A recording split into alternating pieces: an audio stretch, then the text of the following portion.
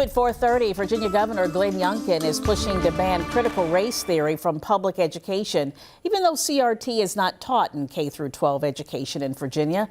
Is one of 11 executive actions he took on his first day in office.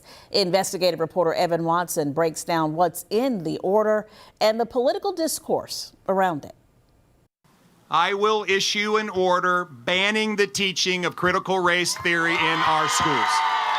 Governor Glenn Youngkin completed a campaign promise with his first executive order. In it, Youngkin claims inherently divisive concepts like critical race theory instruct students to only view life through the lens of race and presumes some students are consciously or unconsciously racist.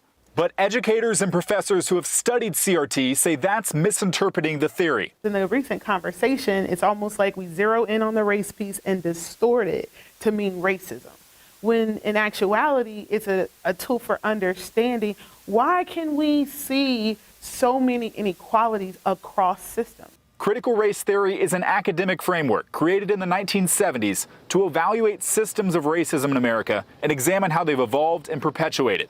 CRT is not a part of Virginia's curriculum standards. ODU professor Dr. Shante Tarver says the concept is now being twisted for political purposes. When we come up with a summer reading list, that we also include authors that represent our student body. That's what critical race theory would challenge them to do. It wouldn't challenge them to teach 6- and 7-year-olds that they should hate each other across racial lines. So that's disheartening and scary. Youngkin's order calls for the superintendent of public instruction to review policies, curriculum guidelines, school materials, and best practices to identify and end those that promote inherently divisive concepts. The order could face legal challenges or pushback from state lawmakers. In Norfolk, Evan Watson reporting for 13 News Now. Youngkin's order gives state officials 30 days to report any divisive concepts in policies, programs, or training, and 90 days to recommend legislative or executive actions to end them.